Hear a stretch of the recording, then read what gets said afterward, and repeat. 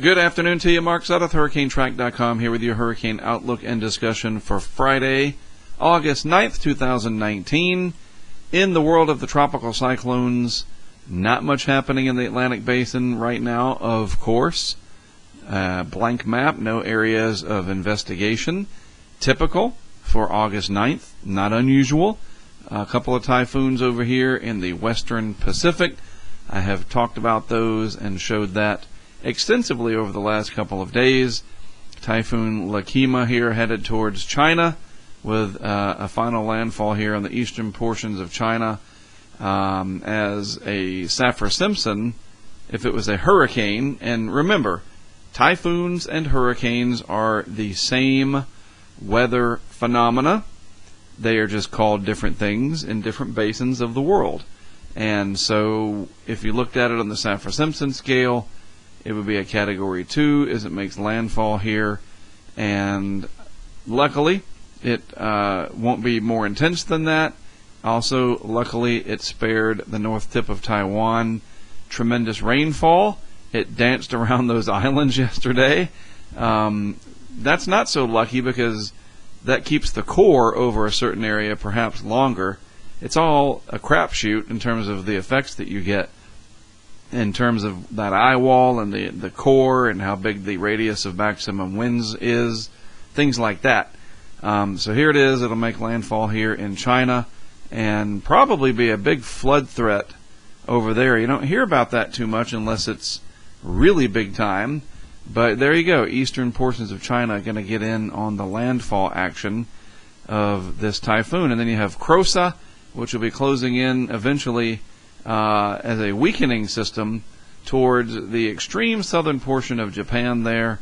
If we back out and look at the overall bigger picture, this will eventually come up here towards the southwest portion of Japan, also as a big rainmaker. And we'll track that over the coming days and see what becomes of it. In the southeastern Pacific, Invest Area 92E, and this is forecast by the global models to kind of take its time here just to the south of the Gulf of Tehuantepec in here. And again, it's right along that 95 degrees longitude line. And so, as I talked about yesterday, let's just pretend that this was sitting right up here.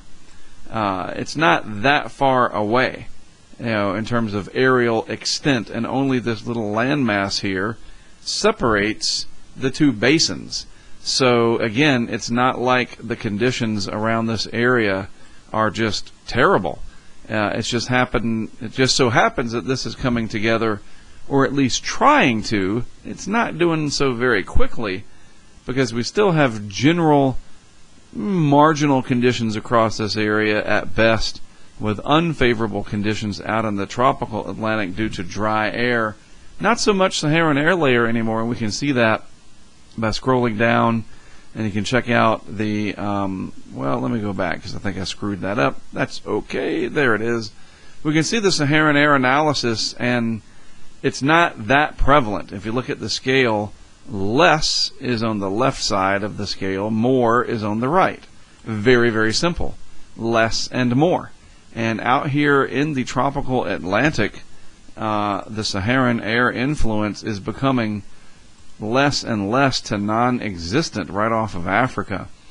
Still rather prevalent here overall in the open main development region, but farther to the west, as I was alluding to, conditions are not that unfavorable over in this area. It's just that maybe right here close to Central America, Mexico, things are trying to come together. And if we look at the National Hurricane Center, that mentions 20% next 48 hours, only 50% of the next few days. Global models not real excited about this system developing out here, but nevertheless something there to keep an eye on. Some of that energy bringing some rainfall to portions of southeast Mexico, and that's about it. Looking at all of this in the western hemisphere via satellite animation, if I can say it, from tropicaltidbits.com. Great work, as always, by Levi Cowan. And you can see the energy here. There's just a little bit there, a little bit more here. And that's got a little bit of turn to it, if you notice. Look at that, kind of spinning just a little bit. The Earth's Coriolis force taking its energy or phenomenon into that. The wind doesn't just flow in straight lines. It bends because of the Coriolis force. And maybe this will get mentioned. Actually, it is mentioned in the 5-day outlook. I'll go back and show you that in a moment. But there's the system 92E, fairly close to land. And that land proximity will probably keep it from developing very rapidly. Notice this too, folks. Very large circulation, high pressure in most layers of the atmosphere over portions of the Great Plains here, the southern plains. A lot of people call that the death ridge. It means a couple of things meteorologically. Underneath it, the temperatures are hot enough that it could bring death if you're not careful. If you're stuck out in that heat, you got to stay hydrated. Don't leave pets and children or anything that has a heartbeat. Don't leave it in a car, a vehicle of any kind. I mean, that's another reason you can call this the death ridge. It is very, very hot. Heat advisories, extreme heat, etc., all throughout this area. And because of this being here, it effectively blocks anything from turning north into the Gulf of Mexico from the southeastern Pacific. So going back to the Hurricane Center side, if you look at the five-day, the 5-day outlook here, looks like this just updated while I was talking. So now 20%, 40%, so chances of going down with the system 92E. This would be, I guess, 93E, and overall odds are going up. 0% in the next couple of days, 40% beyond that. But again, if we go back to the original map here, this nice Mercator map, it doesn't let me zoom in on that. That's fine. Notice the activity over here, upward motion, trying to get together over here, and eventually it's going to put a check mark in the Atlantic, because I do believe it's coming. I think it's just a matter of time. Looking in the central Atlantic, you folks down in the islands, one good thing, I guess, depending on how you look at it, of course you don't want a hurricane barreling your way, but if you are in Barbados, Trinidad, Tobago, up through Guadeloupe, Antigua, St. Bart's, all the way over to the U.S. British Virgin Islands, and all of the Leeward and Windward Islands in between, the Lesser Antilles, as we call it, you don't have any tropical waves of any significance coming your way. So we'll put an X out here. So it's going to be kind of dry. So if you're vacationing and you like dry weather, with the occasional small thunder shower that pops through, those are impossible to predict and really hard to see on satellite unless you zoom in. And on this scale, you don't see it. But the large-scale sinking motion through here is very, very prevalent. And there is dry air in the mid-levels of the atmosphere as well. Not so much dust. That's beginning to abate, as I showed you. So now it seems that the inhibiting factor is this sinking motion to the atmosphere, convergence or sinking air. And just like a bicycle pump, when you pump that air into the bicycle pump enough, it warms up. Sinking air is also warming air, generally speaking, and it does not allow efficient lift in the atmosphere. And once that goes bye-bye, and it doesn't even have to be anomalously strong velocity potential in the atmosphere, was what we call that, just any relaxation is probably going to allow the proverbial lid to come off somewhere in this region as we get towards the end of the month. But for now, you folks there in the Caribbean, all the way over to the Western Caribbean as well. So you see, here's the Eastern Caribbean, and then over to the Western Caribbean. For the most part, this little monsoon trough action notwithstanding, a dry pattern over the next several days. So as I said, and I guess sort of by way of saying it, I promised, we're going to look at the MJO index forecast from the ECMWF. We're just going to follow this. That way we don't go, well, what does this one say? What is that? Let's just follow one and see how consistent it is. And overall, the ECMWF is a fine and upstanding model. It is not infallible, but let's watch this over the next few days and several days, more than several days, and see what it shows. What does it show? Well, let me zoom in on it just to kind of help things out a little bit, if it'll let me. There we go. All right, so what I am most interested in generally is phases 1 and 2. Are phases 1 and 2, to get it grammatically correct.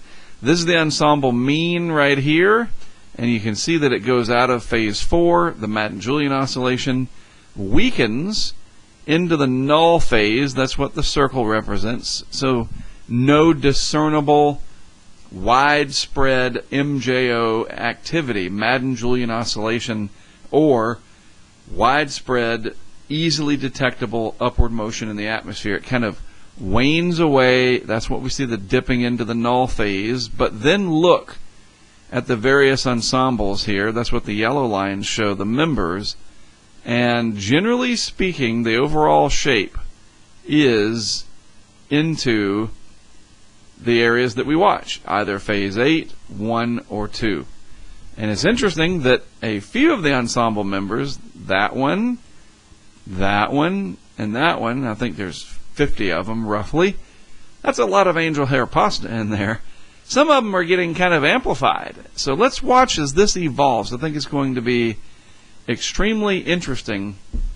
And starting today, I'm going to save these, and we will go through and see how these evolve over time. All right? And another way to look at it is this from Dr. Ryan Maui over at weathermodels.com. He posted this on Twitter. This is your HotMolar diagram, and the best way for me to describe this, and once you understand how to interpret this, it is fascinating. This is generally where we are right now. So, for the most part, this represents time going forward in time. So, as you go down the chart from top to bottom, you're going out into the future. And so, if this was on a scroll, and you could scroll it, this would move up with time. Does that make sense? So, here's your current time frame of what we're looking at, and in this case, it's the velocity potential anomaly. And this is where we are seeing these, down in the tropics, roughly 15 degrees south of the equator, 15 degrees north of the equator. And what do we see? The orange all through here is that sinking motion that I was telling you about. For the layperson, that's how you should interpret this. These greens are generally the rising motion. And look where the rising motion is right now, over, for the most part, over the maritime continent region here, generally speaking. As we go forward in time, there's the 11th of August, a couple days out, the 16th, the 21st, and that's generally when we start really cranking it up climatologically speaking. But even through the end of August, if there's not much activity, which all of this brown in here indicates, there's a little bit of rising motion that tries to come in, it looks like. But once we get into the latter part of August into early September, that's the time frame through here. Look what happens. All of this and this goes away. And it's not so much that you get, because remember, this is anomaly. See that? The departure from the average or the norm. Just the change of the fairly strong anomaly here to much less anomalous here to right where it should be. Anything white is right in the wheelhouse of normal, your average activity. And so we see that coming up, we have a pretty good rising period late August. It's through early September, roughly, for Africa. That's where that is. And then sinking motion looks like it's going to start setting up shop over here in the 4-5 area, which of the Madden-Julian oscillation, which is where it is now, the maritime continent. See, if you understand all this, which is hard to explain, it really does become fascinating. So basically, we're going to shut down eventually where it's active now, Africa should light up and become more active as we get into this more active rising motion. And then the rest of the Atlantic Basin, really starting at the end of August here into September, should become busy. And that's the ECMWF one way to look at it. This is not your absolute dead-on signal that, oh, there you go, this is what's going to happen. This is a guidepost, but it is starting to show, and this is what's so important, a let-up of this relentless sinking motion that's covering a good deal of this area. So if you translate this to the map right now, that explains a lot about what's happening. Does that make sense? I hope. And then just to make it as simple as possible, wait until the end of the month, through September into October, and it's going to be busy. I can almost guarantee it. Something will happen. And remember, we're not talking about this from, all right, something's going to happen. I mean, if you like to track hurricanes, that's fine, and who doesn't, for one reason or another. But of course, we have to be mindful that when they intersect land, they do have influence at sea, of course, I understand that. But when they intersect land, whether it's an island or the mainland of wherever it is, they become problematic. And we need to keep that into perspective. As fascinating as they are to see from their genesis and even their pre-genesis, as all of we're watching this pot try to boil, all the way down to landfall, lives change, lives end. Generations later, you're still picking up the pieces. Ask anybody now, 15 years after Katrina, just as an example, yes, they do matter big time. So as interesting as it is, we definitely need to keep it in perspective, all right? Don't let the excitement of the tropics and what happens, it's not a positive excitement, so don't misunderstand it, misconstrue it. I think we're all on the same page there. All right, there you go. That's it. Fairly quick today, but that's what's happening. I think the real key here is to watch how that evolves over time, and I think that it is really amazing that we're able to do that, and you would agree with me that we have the tools to be able to monitor things as we go forward. Alrighty, have a great rest of your Friday. As always, thank you for tuning in from whatever device you happen to be doing so from.